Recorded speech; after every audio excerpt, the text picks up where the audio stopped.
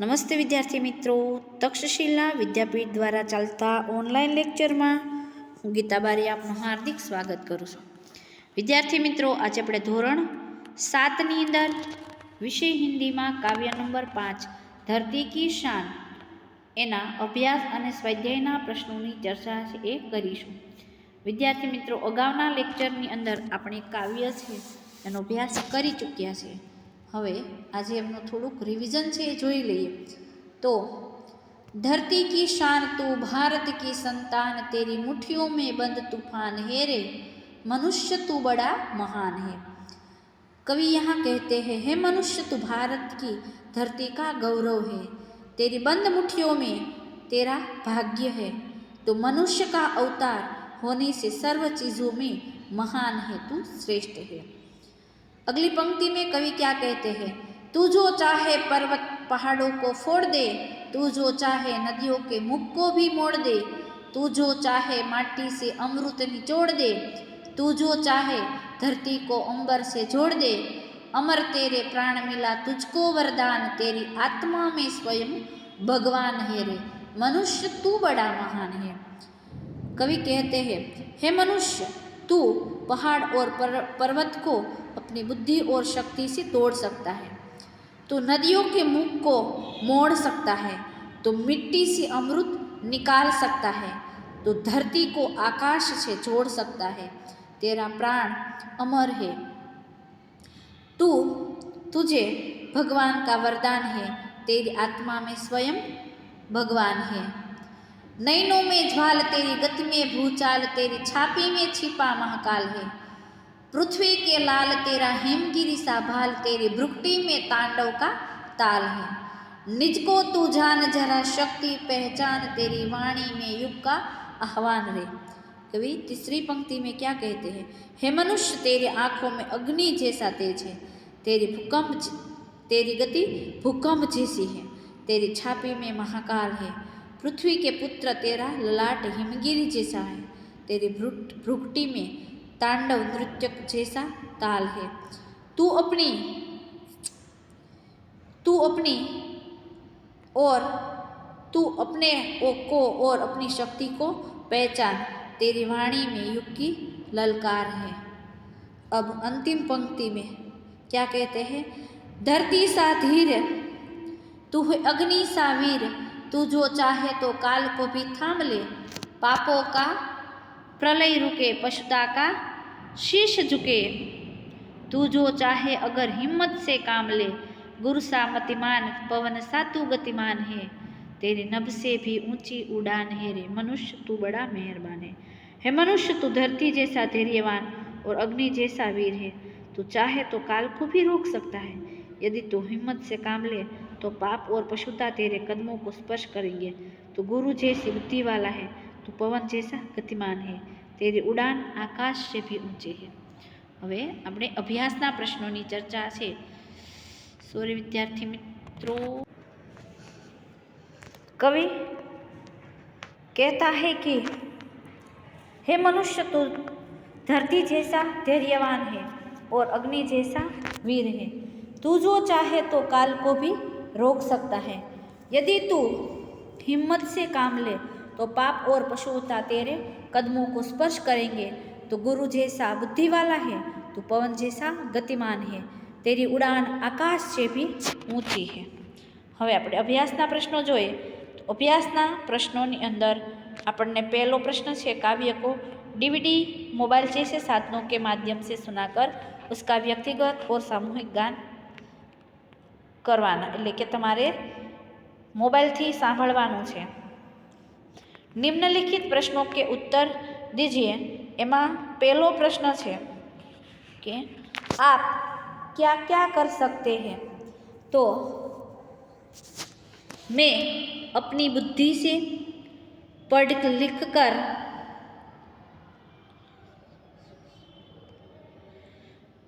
कर इंजीनियर बन सकता हूँ और नए नए यंत्र बना सकता हूँ.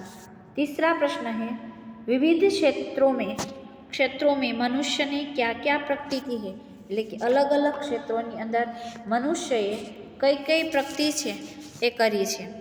तो मनुष्य ने आज नए नए यंत्र बनाए हैं। खेती के लिए ट्रैक्टर जैसे कई उपकरण बनाए हैं जिससे खेती सरल बन गई है। नए निर्माण के लिए जेसीबी जैसे साधन ने काम सरल कर दिया है। विमान और हेलीकॉप्टर से हवाई सफर की सुविधा बन गई है। नदियों के पानी को रोककर बंध बनाए है। इस तरह मनुष्य ने कृषि, आवागमन, चिकित्सा के क्षेत्रों में बहुत प्रगति की है। विद्यार्थी मित्रों, मनुष्य आज नवा नवा यंत्रो है એ પોતાની બુદ્ધિથી બનાવ્યા છે। ખેતી માટે એને ટ્રેક્ટરની શોધ કરી। પહેલાં શું હતું તો કે પહેલાં જ્યારે ખેતીની અંદર આપણે બળદનો ઉપયોગ પણ નહોતા કરતા ત્યારે લોકો આખું ખેતર છે એ કોદાળી વડે, ત્રિકમ વડે, પાવડા વડે એ ખોદતા હતા અને પછી ઢેફા ભાંગતા હતા અને પોતાની જમીનને એ વાવણી માટે તૈયાર કરતા હતા। પછી તો કે સમય આવતા એમાં હળ શોધાયું અને બે બળદોને ધોસરીએ જોડીને એનાથી ખેતી કરવામાં આવી। પણ એમાં શું થતું તો કે બે બળદ અને બે માણસ રોકાઈ રહ્યા। હવે તો કે એમાં એણે ટ્રેક્ટરનો ઉપયોગ કર્યો। તો ટ્રેક્ટરના ઉપયોગથી અને હળ દ્વારા જ્યારે માણસ ખેડૂત છે એ ખેતર ખેડે ત્યારે એને ઘણા મહિનાઓ છે એ લાગે, ઘણા દિવસો લાગે અને વ્યક્તિ એક જ આખા વર્ષની અંદર ખાલી એક જ પાક છે એ લઈ શકતો। હવે ટ્રેક્ટર આવી ગયા એટલે ચોમાસું, ઉનાળો અને શિયાળો, ઉનાળો અને ચોમાસું આ ત્રણ પાક છે એ લઈ શકે છે। એની સમય અને શક્તિ બંનેમાં શું થઈ ગઈ છે? બચત છે એ થઈ ગઈ છે। નવા નિર્માણ એટલે કે નવા બાંધકામ, નિર્માણ કરવું એટલે શું? બાંધકામ કરવું, એના આકાર આપવો। તો જેસીબી, જો વિદ્યાર્થી મિત્રો આપણે એક મકાન બનાવીએ છીએ તો એક મકાનના પાયા ખોદવામાં પહેલાં ઘણો બધો સમય છે લાગતો, ઘણા બધા મજૂર છે એની અંદર કામ કરતા। હવે તો કે સીધું જેસીબી લાવી નાખે, જેસીબીથી એ પાયા ગળાઈ જાય અને કડિયાઓ એને ઓલું કરે। પછી પેલા માલ છે ને જે એની અંદર સિમેન્ટ, રેતી એ બધું જાતે બનાવતા, એની અંદર રેતી અને સિમેન્ટને જાતે ભેળવતા માણસો। હવે એ તમારે આખો સ્લેબ ભરવો હોય, આખો કોબો બીડ હોય, ઘણા બધા તમારે બીમ કોલમ બીડ ઊભી કરવી હોય તો એના માટે પણ વિદ્યાર્થી મિત્રો માલ બનાવવાનું પણ મશીન હોય। જો આપણે આજુબાજુ ઘણા બધા મકાન બને છે તે તમારે જોવા તો કે જેસીબી જેવા સાધનોની મદદથી આજે કામ છે સરળ થઈ ગયું। તમારે કોઈ પણ પર્વત તોડવું હોય, મકાન પાડવું હોય તો હાથે પાડો તો ઘણા દિવસ લાગે, આપણી શક્તિ અને સમય બંનેનો બગાડ થાય। પરંતુ જેસીબીને લાવો તો આપણું કામ છે એ સરળ થઈ જાય। વિમાન અને હેલિકોપ્ટર જેવી હવાઈ યાત્રાઓ છે એ સુવિધારૂપ બની ગઈ છે અને નદીઓના પાણીને રોકીને આજે બંધો બનાવ્યા છે। આ માટે આ રીતે ખેતી, નવા આવાગમો અને ચિકિત્સા એટલે કે ડૉક્ટરી ક્ષેત્રોની અંદર ખૂબ જ પ્રગતિ છે એ થઈ છે। હવે ત્રીજો પ્રશ્ન, અન્ય જીવો છે મનુષ્ય મહાન कैसे है? એટલે કે બીજા જીવો કરતાં મનુષ્ય મહાન કેવી રીતે છે?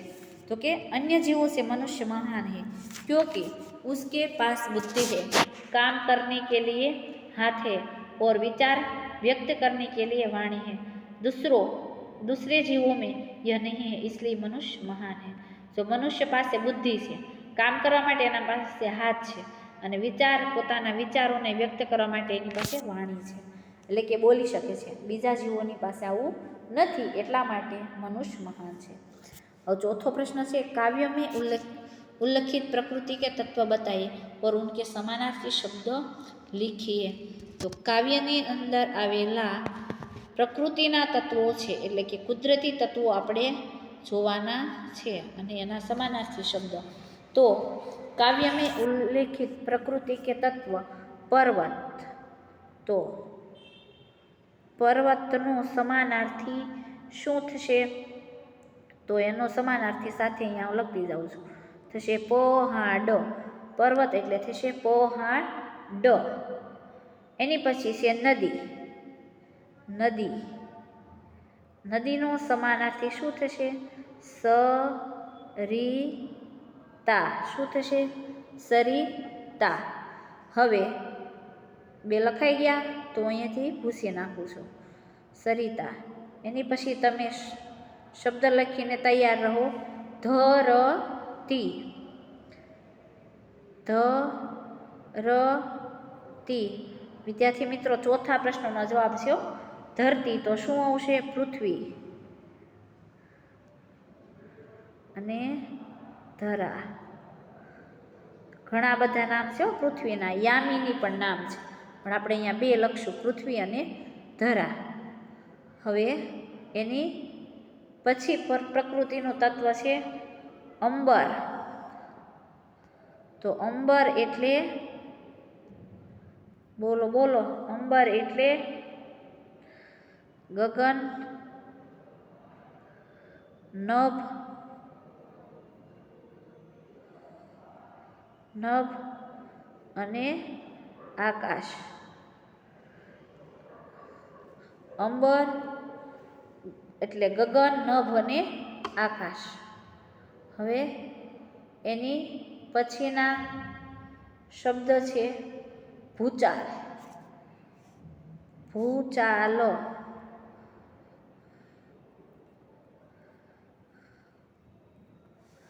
એટલે શું થશે? ભૂકંપ, ભૂકંપ. એની પછી શું થશે? અગ્નિ,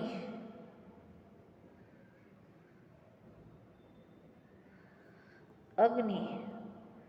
તો શું થશે? આગ, અગ્નિ તો આગ. અને એની પછી છે હિમગીરી, હિમગીરી સા ભાલ, હિમગીરી. તો એનો અર્થ શું થશે? હિમાલય, હિમાલય. હવે વિદ્યાર્થી મિત્રો, આપણે આગળનો પ્રશ્ન છે એ જોઈએ. તો આગળનો પ્રશ્ન નંબર 3 છે,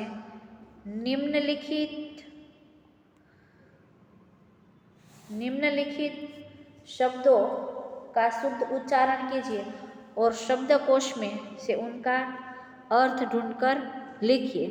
હું અહીંયા એક એકના અર્થ છે એ લખતી જઈશ, તમારે લખવાના છે 10 હું અહીંયા બાજુમાં નંબર લખીને લખતી જઈશ. પહેલું છે હૃષ્ટપૃષ્ટ. તો હું એનો સીધો જવાબ લખું છું તગડા, તગડા અથવા તો થોડુંક આપણે ઉપર લઈ લઈએ એટલે આપણને લખવા માટે સરળતા રહે. તગડા એટલે શું થશે? તો તગડા, પહેલાંનો જવાબ આવશે તગડા અને તંદુરસ્ત,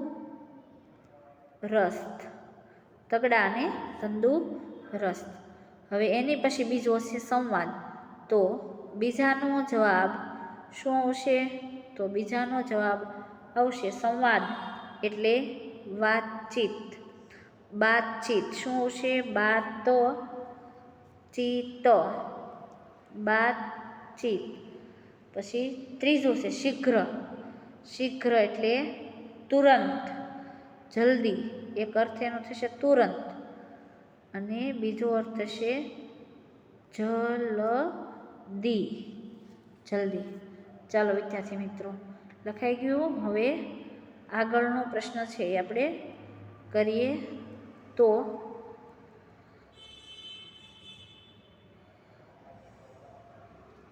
ચોથો જોહર, જોહર એટલે કે જમીર. ચોથાનો અર્થ થશે જમીર એટલે જોહર. એટલે કે એક અર્થ એનું એવું થાય કે સામુદાયિક આત્મહત્યા. શું થશે? સામુદાયિક, સામુદાયિક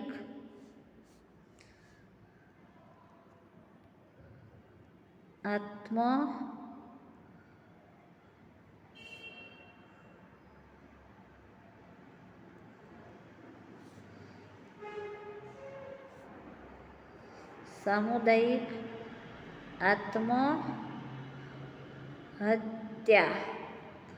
એટલે કે કોઈ સમૂહમાં આત્મહત્યા કરે એને હિન્દીમાં કહેવાય જોહર. વિદ્યાર્થી મિત્રો, ચિત્તોડગઢની અંદર એક જોહર કુંડ આવેલો છે, એનો કિલ્લો છે ને એની ઉપર, તો કે રાણા પ્રતાપ ચિત્તોડગઢના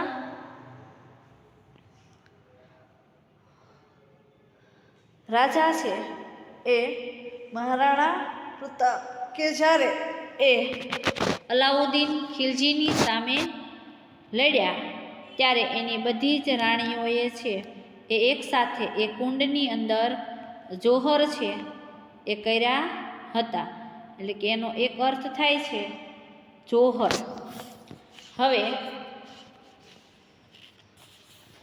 પાંચમો છે અજનબી. અજનબી તો એનો એક અર્થ થશે, એનો એક અર્થ થશે અપરિચિત અને બીજો અર્થ થશે અજ્ઞાત. અપરિચિત અને અજ્ઞાત. હવે પછીનો પ્રશ્ન છે છઠ્ઠો વેદાંત. વેદાંત તો વેદાંત શબ્દનો અર્થ થાય એક દર્શન, એનો પહેલો અર્થ, અને બીજો અર્થ થાય અંતિમ જ્ઞાન. વેદાંત એટલે શું થાય? અંતિમ જ્ઞાન, એ પણ એનો એક અર્થ થાય. હવે તમારે લખાઈ ગયું છે. પછીનો અર્થ છે, સાતમો પ્રશ્ન છે મુકદ્દર. મુકદ્દર શબ્દનો અર્થ થાય નસીબ. શું થાય? નસીબ. આ સાતમાનો. હવે આઠમાનો છે શાર્ગિદ, એટલે એનો અર્થ થાય શિષ્ય. એક અર્થ શું થાય? શિષ્ય, અને બીજો અર્થ થાય એનો ચેલા. હવે એની પછીનો નવમો પ્રશ્ન છે વૃત્તિ. વૃત્તિ છે ને, તો વૃત્તિ તો જીવિકા. શું થશે? જીવિકા. વલણ, એનું ગુજરાતી થાય વલણ, અને આમ થશે જીવિકા. હવે સ્પષ્ટ છેલ્લું, તો સ્પષ્ટ તો સાફ. શું થશે? સ્પષ્ટ તો સાફ. હવે વિદ્યાર્થી મિત્રો, ચોથા પ્રશ્નની અંદર આપણને કહ્યું છે કે નિમ્નલિખિત કાવ્ય પંક્તિઓ કા ભાવાર્થ સમજાય એ. એટલે કે આપણે એનો ભાવાર્થ છે એ સમજાવવાનો છે અભ્યાસનો. તો पृथ्वी के लाल तेरा हिमगिरी सा भाल तेरी भ्रुकुटी में तांडव का ताल है। कवि कहता है, हे पृथ्वी के बेटे मनुष्य, तेरा ललाट हिमालय जैसा है और तेरी भ्रुकुटी में तांडव नृत्य का ताल है। बीजो प्रश्न है, गुरु सा मतिमान पवन सा तू गतिमान तेरी नभ से भी ऊंची उड़ान है रे।